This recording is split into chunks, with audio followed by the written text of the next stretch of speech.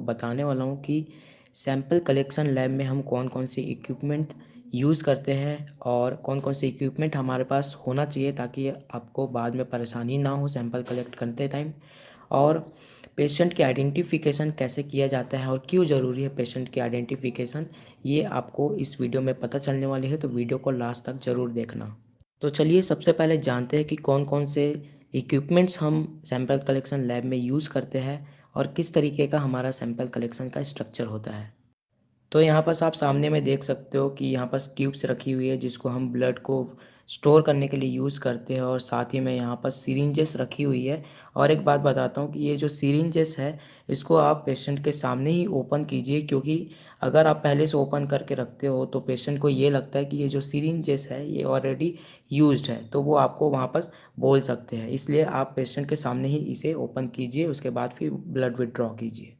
और यहाँ पास आप देख सकते हो कि कॉटन के बॉल्स छोटे-छोटे बना कर रखे हैं, क्योंकि आप जब ब्लड विथड्रॉ करते हो उस टाइम में बिल्कुल भी टाइम नहीं होता, बहुत ही हड़बड़ी हो जाती है, इसलिए ऑलरेडी बना कर रखा है। जैसे हम मेडिस्पिरिट से या फिर आइसोप्रोपाइल जो हम अल्कोहल यूज़ करते हैं उससे यूज़ कर सकते हैं। अल्कोहल स्वैब यहाँ पास रखी हुई है इमरजेंसी के लिए, आप इसे भी यूज़ कर सकते हो अगर आपके पास आइसोप्रोपाइल अल्कोहल नहीं है तो। और यहाँ पास बैंडेज रखी हुई है। बैंडेज आप तब यूज़ कर सकते हो किसी पेशेंट की ब्लीडिंग ज़्यादा देर तक होती है और ब्लीडिंग नहीं रुक रही, तो आप इसे यूज़ कर सकते हो। साथ ही में यहाँ पास टॉर्निकेट रखी हुई है, जब आप ब्लड विथड्रॉ करते हो उसके पहले आप टॉर्निकेट यूज़ करोगे। और यहाँ पास बार कोड जो रखी हुई है ये आप पेशेंट आइडेंटिफिकेशन के लिए यूज़ करोगे। और यहाँ पास नीचे में ग्लव्स देख सकते हो, ये जब आप ब्लड विथड्रॉ करोगे तब आपको पहनना बहुत ज़रूरी है। और यहाँ पास एक डिस्कार्ड बिन रखा हुआ है, इसमें आप डायरेक्टली जो शार्प नीडल्स है इसमें आप डाल के डिस्कार्ड कर सकते हो। तो चलिए बात करते हैं कि पेशेंट की आइडेंटिफिकेशन कैसे किया जाए और ब्लड विथड्रॉ करने के प्रोसीजर क्या होते हैं।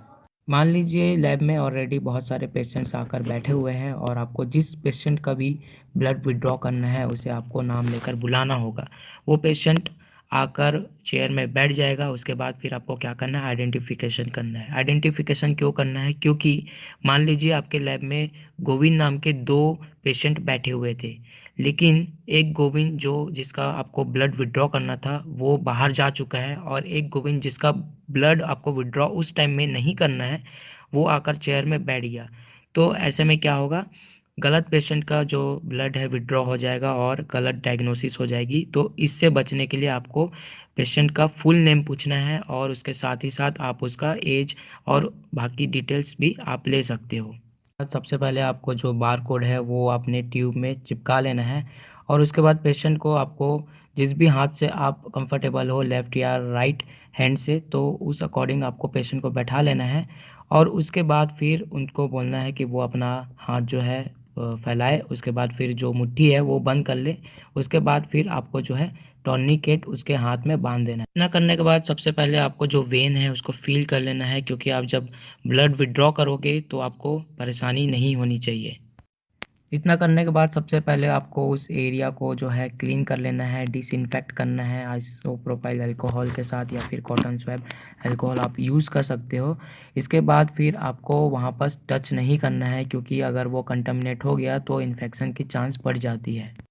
इसके बाद बहुत ही ध्यान से आपको सिरिंज को पंचर साइड पे यहाँ पास पंचर करना है, और थोड़ी सी ब्लड टिप में दिख जाएगी, उसके बाद आप इजीली जो है ब्लड विथड्रॉ कर लेंगे। ब्लड विथड्रॉ करने के बाद आपको क्या करना है, मुट्ठी खोलने के लिए बोलना है पेशेंट का, और टॉर्निकेट ओपन कर देना है, और साथ ही में एक कॉटन वहाँ पास लगाकर धीरे से जो सिरिंज है उसको बाहर निकाल देना है। और पेशेंट को बोलना है कि थोड़ी देर तक जो कॉटन है उसको अच्छे तरीके से दबाकर वो रखे। उसके बाद सिरिंज को जो ट्यूब है उसमें डाल देना है, और जो ब्लड है वो ऑलरेडी जो सक्शन क्रिएट होता है उसकी वजह से जो ब्लड है वो ऑलरेडी अंदर चले जाता है ट्यूब के अंदर में। ब्लड कलेक्ट करने के बाद सबसे पहले जो सिरिंज है उसको डिस्कार्ड करना है, और डिस्कार्ड करने के बाद जिस भी डिपार्टमेंट का ब्लड है उस डिपार्टमेंट में आगे की प्रोसेसिंग के लिए भेज देना है। तो ये सारी प्रोसेस 2 से 3 मिनट की होती है, और बहुत ही जल्दी आपको जो है ये प्रोसेस कंप्लीट करना होता है, क्योंकि पेशेंट बहुत सारे होते हैं तो हौच-पौच होता है और पेशेंट गुस्सा करने लगते हैं, इसलिए आपको ये जो है बहुत ही ध्यान से करना होता है। तो वीडियो अच्छी लगी होगी तो